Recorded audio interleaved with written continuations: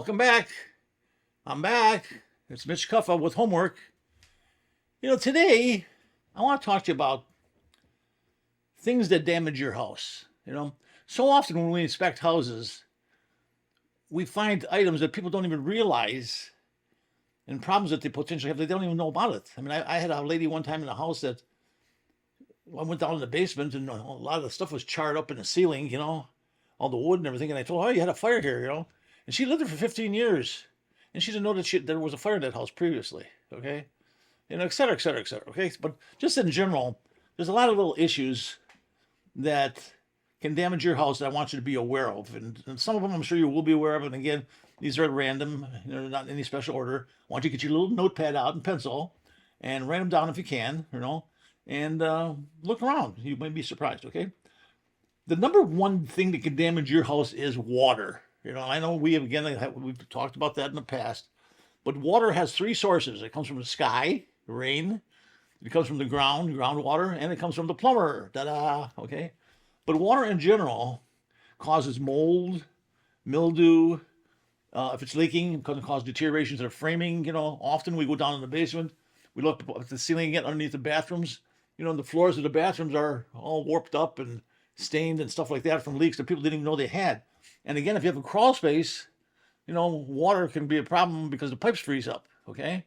So basically, in general, water is the biggest single enemy to the house, but you got to be aware of it. And you got to look in the hidden places, look in the crawl spaces. Look underneath your sinks. Look behind the toilets where the valves are at. See if they're dripping or stuff like that, okay? Water, okay? Another thing that damages your house, right? Stupid, but neglect, okay? It's amazing how often we find peeling paint, roofs that are dirty, got a lot of branches on them, have some of the shingles are actually tattered and broken or cupping up and everything like that. Cracks inside drywall, at ceramic tile, down in the basement foundations that are open and not even sealed up or taken care of in any way. Basically the dryer vents, again, we talked about that recently here about how important it is to have a clean dryer vent because carbon monoxide will back into your house, But in general, neglect, painting, dirt, dirt, I've gone to these houses where you drive up in the driveway and it's just pristine. And then you walk in the house and it's a disaster, or vice versa. You walk up the driveway to the house and, everything's overgrown and there's stains in the grass from the dogs and you go inside and it's perfect, okay? So every house is different, but neglect in general is not good for a house, all right? You got to take care of issues. Pets. Yep, pets. It's amazing with pets. I've seen hardwood floors damaged from pets not being real housebroken. Maybe they were puppies when this happened, but if you have a dog urinate on your floor, it's going to stain that floor unless you are immediate in cleaning it up and stuff like that, okay? Smells, often you can smell dogs and pets and cats and other types of animals. Scratches, they like to scratch doors. It's amazing how often we find scratched doors, And a lot of times the door's been scratched, but now the dog's gone, passed away. But the people have left the door or haven't taken care of it or haven't patched it or stuff like that, okay? But that doesn't add to the value of your house. This type of, that street appeal, that curb appeal, what we could talk about. You don't want all these stains in the grass and the scratches on stuff, okay? So pets.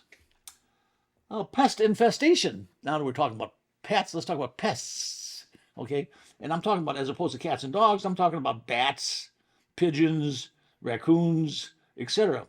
Make sure you look up in your attic. And again, look at your crawl space. And I'm going to tell you, you'd be surprised how many chimneys we've looked up to on fireplace chimneys where we can actually see up into them, And there's eyeballs looking back at us. Something decided to live in there over the wintertime, okay? So pests, again, they cause problems. Again, the pigeons in attic areas, bats in attic areas. And let me tell you something. If you have bat infestation in your attic, bats are quiet. They're quiet. And they're expensive to get rid of. They're very hard to get rid of, okay? Pigeons have colonies. They don't live one pigeon at a time. They live in bunches of them. They have little colonies and they do things like defecate and urinate and have baby pigeons in your attic, okay? People, again, don't realize that, all right? So you got to look at it, okay? Then, of course, we have, the chimneys. We got carpenter ants, wasps, bees, I hate to say rats, let's talk about mice. Mice is better than rats, okay? Same family, but in general, a lot of times people have logs stacked outside their house for their fireplace, and there's all types of things living in there. There's all types of little insects, and then they bring the logs into the house, and they set them down next to the fireplace, a whole bunch of them because they don't want to go outside in the cold weather more than they have to. And all these little things run out of it, and they only burn one of the logs that they carried in, and the other five are sitting there, okay? So you got to make sure that pests are, and always looking here, it's amazing. I would say that, honestly, and I'm thinking about this right now for the first time, I would say that 1 out of 10 attics we look in have something in there that shouldn't be in there, and I would say like probably 1 out of 20 in the crawl space, okay? So, they're not good for the house, okay? Are you ready for this next one? Are you ready? Kids cause damage to the house.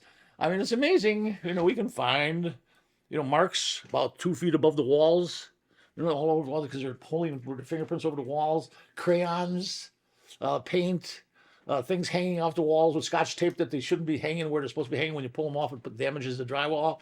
Okay, kids in general, and I love kids. I have 4 adult kids, and I've got pushing 9 grandchildren now. Okay, so I love them, but let me tell you, yesterday we had a birthday party from one of them, and I thought they were in my house, and we had them all over there at the same time. I thought they were going to damage the house. They're playing with pellet guns, and they're having sword fights and all this type of thing. Kids are hard on the house. Okay, and just what are you going to do? So you got to be tough on your kids. Okay, venting is very important. Okay, especially in attics, crawl spaces again, and areas like that. And you want to keep air movement. Okay, I have a very old house, and I hate to tell you this is going to sound strange.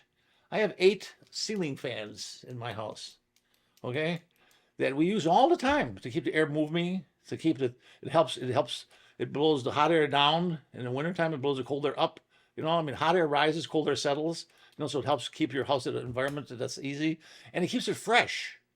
It doesn't smell. Now, if you happen to have a person in the house that likes to cook a lot, those odors are sometimes they're nice, but once they start getting old, they're not so nice. Okay, you want to keep the air fresh. And attics, I would say this. Here's another statistic. I would say that 1 out of, I know this is going to be hard to believe, but I would say 1 out of 5 does not have adequate venting.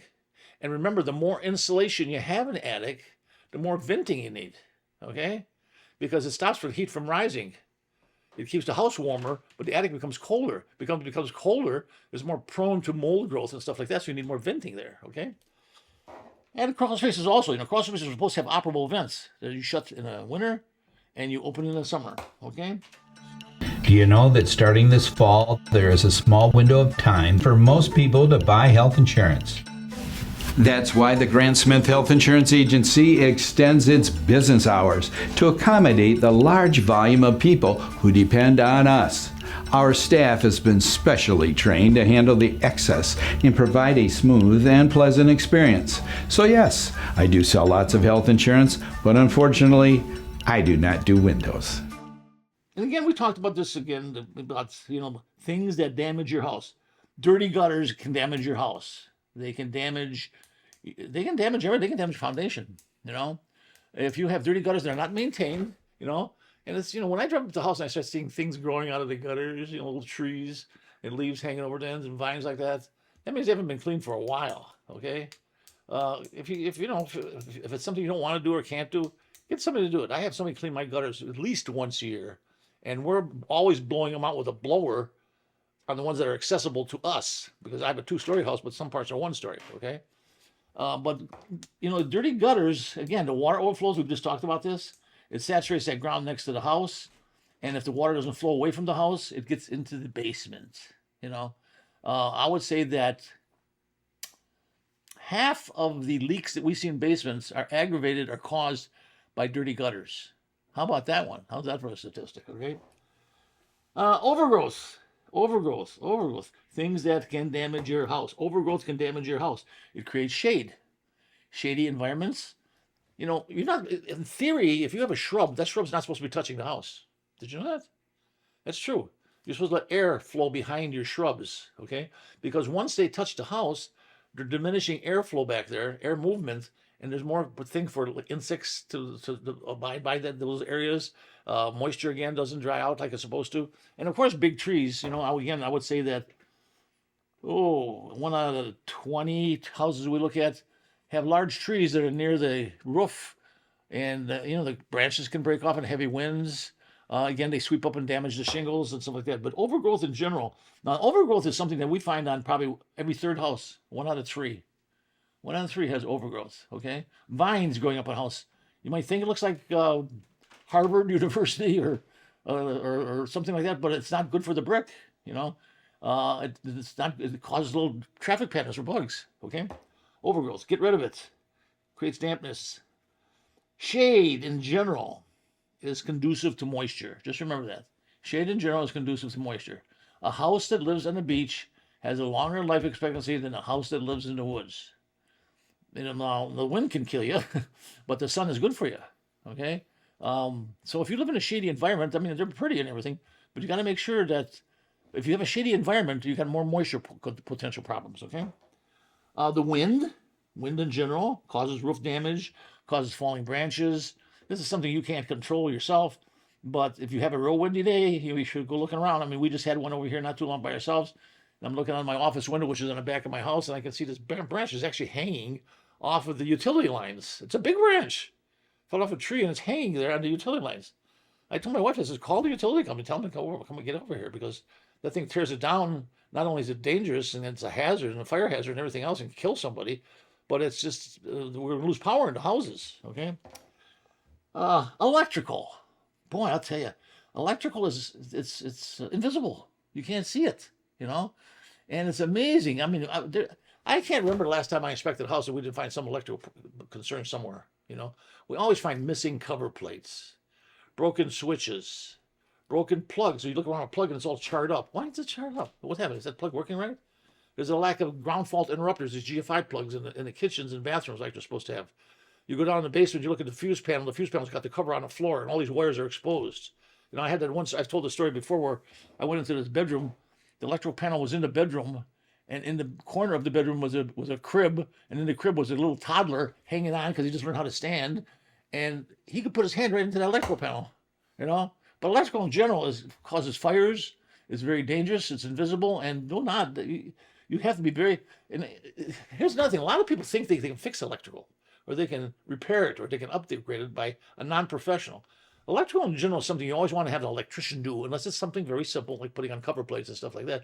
Changing light bulbs is easy. But, when you start changing light fixtures and stuff, you might want somebody better to do that, okay?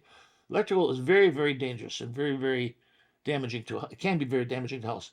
Fires, well, that's obvious that they're damaging to the house, but it's the combustibles. You see combustibles stored in the garage again. We talked about that before. Combustibles in the basement. I can't. You go in the basement. Here's this gas forced air furnace, and the people got all this cardboard boxes stacked up against the furnace. There's fire inside. There's a little metal thing here where the furnace is at, and then you got all the stuff that can burn right here, right next to it. I mean, a lot of times we always run our hands over the furnace when we inspect it to see if we can find any hot spots, what they call hot spots. Then that's an indication of a cracked heat exchanger or something, okay? But those hot spots get so hot that they'll peel the paint off the chassis. If they can peel the paint off the chassis, they're going to set that cardboard on fire, okay? So, I mean, again, fire, combustibles. In garages, we always find all kind of combustibles that people just leave in there in general. And you got to be careful with those items. They got to be stored properly. I think every house, in my opinion, every house should have an extinguisher, which are not that expensive to buy, and they should have those fire blankets that they now have. Those things are fabulous. They're fire blankets. When I seen them first advertised, I went out and ordered half a dozen of them and gave one to every one of my children and put in the kitchen area in case there's a fire, because that kitchen area that's where the fires most often start, okay? And garages, okay? But you want to have a smoke detector. You want to have smoke detectors that work. You want to have fire extinguishers, and you want to have fire blankets. And last but not least is theft and vandalism. What can you do about that? Put an alarm in. Put in a motion detector on the outside of your house. Make sure all the lights outside work. Put up some signs. I have signs on my house. I put them up on the door walls. This house is protected by such and such a system. Let the people know about it. And that's it, kids. Okay. things that damage your house. Very, very important. And we find this so often. And people, when you show it to them, when we show them, the owners, oh, geez, I didn't know that. I never saw that before. Okay. Be careful out there. That's it. This is the end of it. I'll talk to you next time. This program was presented by Blue Water Healthy Living, sponsored by the Grant Smith Health Insurance Agency, and produced by GBS Media. It was a pleasure talking to you. See you next time.